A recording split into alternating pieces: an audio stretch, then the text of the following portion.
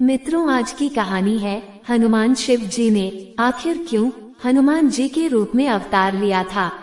मित्रों, एक प्रश्न यह है कि शिव जी ने आखिर क्यों हनुमान जी के रूप में अवतार लिया था। इस प्रश्न के उत्तर में अगर आप वास्तविकता जान लेंगे तो निसंदेह आपको अत्यंत अचंभा होगा। एक तथ्य तो सर्वविदित है कि हनुमान जी रुद्र के 11वें अवतार माने जाते हैं।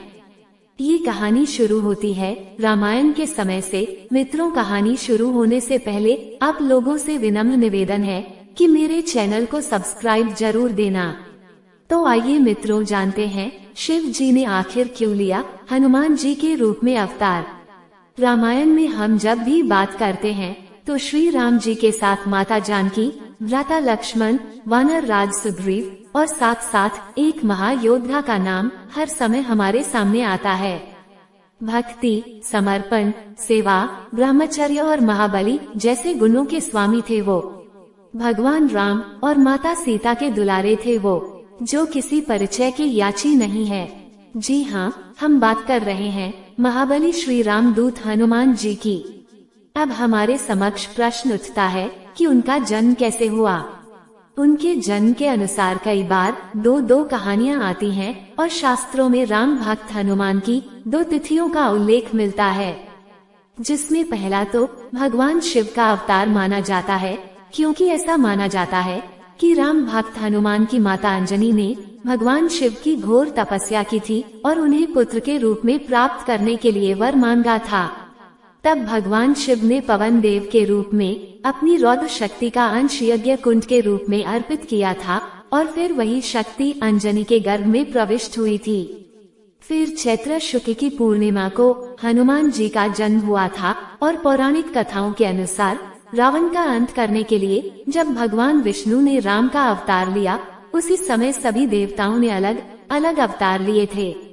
सभी अवतारों में सर्वश्रेष्ठ माना जाता है भगवान शिव का वानर का अवतार धारण करना। इस घटना की पुष्टि रामचरितमानस, अगस्त्य संहिता, विनय पत्रिका और वायु पुराण में भी की गई है। हनुमान जी के जन्म को लेकर अलग अलग विद्वानों के मत आते हैं, लेकिन कथा के अनुसार रावण का अंत करने हेतु जब भगवान विष्णु ने राम का अवतार लिया, तब सभी देवता भी अलग अलग रूपों में प्रकट हुए थे। भगवान शंकर ने पूर्व में भगवान विष्णु से दास का वरदान प्राप्त किया था, जिसे पूर्ण करने के लिए वह भी अवतरित होना चाहते थे और वह हनुमान के रूप में अवतरित हुए। रामायण में ऐसा बताया गया है कि एक बार भगवान शिव की भी इच्छा हुई कि पृथ्वी लोक पर जाकर भगवान श्री राम के दर्शन किए जाए। उस समय राम जी की आयु कुछ 5 वर्ष की हो गई थी, लेकिन शिव अपने वास्तविक रूप में जा नहीं सकते थे। तो शिव जी ने माता पार्वती से खड़े होकर अचानक से बोले, जानती हो पार्वती, मेरे राम ने जन्म लिया है और मुझे उनके दर्शन की सेवा का मन हुआ है। मेरी इच्छा है कि अब मैं यहाँ से चला जाऊं और राम के लोक में ही रहूं। ये सुनकर कि शिव मुझे अब छोड़कर जा रहे हैं, उनका मन व्याकुल हो उठा। माता पार्वती रोते हुए बोली, हे स्वामी, मुझसे ऐसी कौन सी गलती हो गई है कि आप मुझे यहाँ छोड़ के अकेले अयोध्या नगरी जाना चाहते हैं। स्वामी, आप यदि जाते हैं तो जाए, लेकिन एक बात सुन लीजिए, आपके बिना मैं यहाँ नहीं रह सकती और आपके बिना मैं जीवित नहीं रहूंगी और आपके बिना मैं अपने प्राण त्याग दूंगी।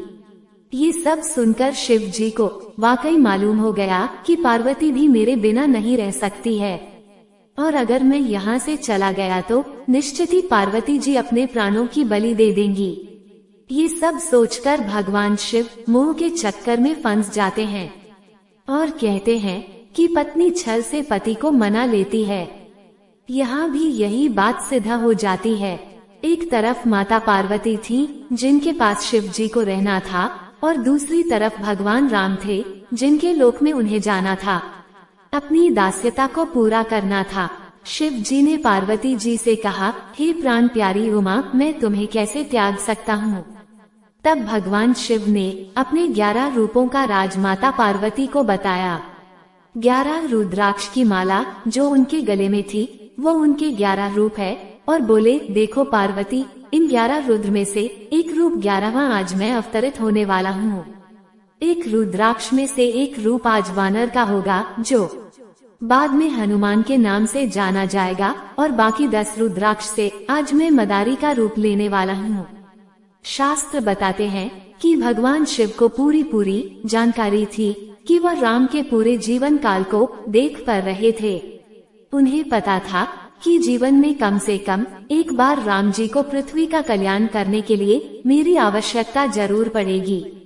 तब मेरा यही रूप राम की मदद करेगा, और इसलिए हनुमान अवतार में शिव अपनी जैसी शक्तियाँ डालते हैं। शिव जी को ये भी पता था कि कलयुग में मैं न तो नजर आऊंगा, न राम नजर आएंगे। तब कोई भी अवतार जन्म लेकर धरती पर नहीं जाने वाला है, और इसलिए शिव ने अपने ऐसे शक्तिशाली रूप को जन्म दिया जो कलयुग में अजर अमर रहेगा, पृथ्वी लोक पर दुख दर्द को दूर किया करेगा। और इसलिए आज भी सच्चे दिल से हम हनुमान जी को सच्चे मन से याद करते हैं तो साक्षात हम उनके सच्चे दर्शन पा लेते हैं। इस बात के बहुत सारे सबूत मिल चुके हैं कि हनुमान जी आज भी पृथ्वी पर मौजूद हैं। नासा तक के अनुसार हनुमान जी आज भी जिंदा है। ये तो थी शिव जी के अवतार हनुमान जी की कहानी, और इस प्रकार शिव ने हनुमान जी का अवतार लिया। पहले शिव ने हनुमान को श्री राम के दर्शन कराए, बाद में यही शिव रूप राम का परम भक्त कहलाया, और राम रावण युद्ध में सबसे अधिक मददगार साबित हो पाया। हनुमान जी का जीवन कितना महान है, उतना ही महान उनकी लीलाओं से परिपूर्ण था उनका बालपन।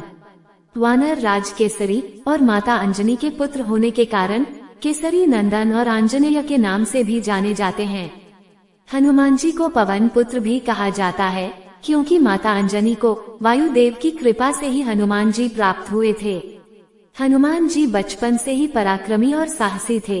ये बात तो हम एक बात से ही जान सकते हैं, जब वो सूरज को फल समझकर खाने चले थे। सूर्य देव की रक्षा हेतु देवराज इंद्र ने उन पर वज्र का प्रहार किया था। अपने पुत्र की मूर्छित अवस्था देखकर वायुदेव ने क्रोधित होकर वायु को रोक दिया था। तब सभी देवी देवताओं ने हनुमान जी को आशीर्वाद देकर उन्हें भिन्न भिन्न प्रकार की शक्तियों से सुशोभित किया था, और कहा था कि यह बालक आने वाले समय में एक महान कार्य में भगवान विष्णु के अवतार श्री राम की धर्म स्थापना में मदद करेगा। उन्हें अपने जीवन के उद्देश्यों और रहस्यों को जानने की जिज्ञासा बनी रहती थी, और इसी के चलते वो ऋषि ज्ञानी पंडितों से इसका उत्तर प्राप्त करने का प्रयास करते रहते थे। लेकिन उनकी जिज्ञासा शांत न होने पर वो क्रोधित होकर के उत्पात मचा देते थे। और एक दिन इसी जिज्ञासावश वह भृगु ऋषि के पास जब पहुँचे और उनको क्रोधित कर दिया। हनुमान जी को श्राप देते हुए भृगु ऋषि ने कहा कि तुम अपनी सारी शक्तियाँ भूल जाओगे, और जब कोई ज्ञानी व्यक्ति तुम्हें अपनी शक्तियों का स्मरण कराएगा तब तुम्हें वो शक्तियाँ मिल जाएंगी वापस। उसके बाद एक बार वानर राज सुग्रीव के पास वह पहुँचे और उनकी सेवा में लग गए। समय बीतता गया और प्रभु श्री राम के रूप में श्री विष्णु अवतरित हुए। आखिर वो समय आ गया जब शिव जी हनुमान रूप में राम की सेवा करने में लग गए। जब रावण से युद्ध करने का समय आया, रावण ने माता सीता का हरण कर लिया, और ढूंढते ढूंढते प्रभु श्री राम हनुमान जी से मिले तो भगवान को देखकर हनुमान जी प्रसन्न हो गए, और उनकी व्यथा सुनकर वो भी दुखी हो गए। तब उन्होंने श्री राम को वानर राज सुग्रीव से मिलाया और सहायता करने का वचन भी दिया।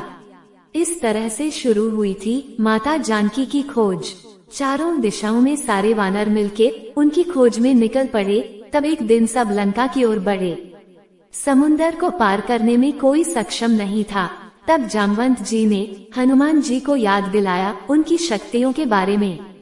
अपनी शक्तियों का स्मरण करते उन्होंने विराट रूप धर करके समुंदर पार माता जानकी की खोज की और भगवान श्री रामचंद्र जी का संदेश पहुंचाया।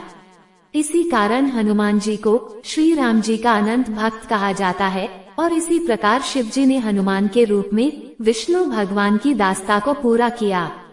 इस प्रकार शिव का हनुमान रूप ही जगत का पालनहार है। आज भी सच्चे दिल से जब भी हम हनुमान जी को याद करते हैं तो हनुमान जी अपने भक्तों के पास पल भर में हाजिर हो जाते हैं। साथ ही साथ उनके जीवन की कहानी से हमें ये भी सीख लेनी चाहिए कि यदि आप अपनी क्षमता को पहचाने तो हमारे जीवन में हमारे लिए सब कुछ करना संभव है। कोई भी कार्य कठिन नहीं है। जिस तरह हनुमान जी को अपनी क्षमता पता चली तो उन्होंने समुद्र को पार किया, इस तरह अगर हम भी अपने जीवन की कठिनाइयों को देख करके घबराए बिना क्षमताओं को पहचाने तो जीवन में हर किसी कठिनाई को पार कर सकते हैं। धर्म के पथ पर अगर आप चलते हैं तो जिस प्रकार राम का हनुमान ने साथ दिया धर्म पथ पर चलने के लिए, उसी तरह से ही अगर हम धर्म के मार्ग पर चलेंगे तो भगवान हनुमान जी, शिव जी के रुद्र अवतार हमारी भी रक्षा जीवन भर जरूर करेंगे। अपनी अपनी क्षमताओं को पहचान लेंगे तो कोई भी कठिनाई जीवन में आगे बढ़ने से रोक नहीं पाएगी। मित्रों, अगर कहानी जरा सा भी पसंद आई हो तो वीडियो को लाइक करके मेरे चैनल को सब्सक्राइब जरूर कर देना और कमेंट में हर हर महादेव लिखकर बजरंग बली का जयकारा लगा देना।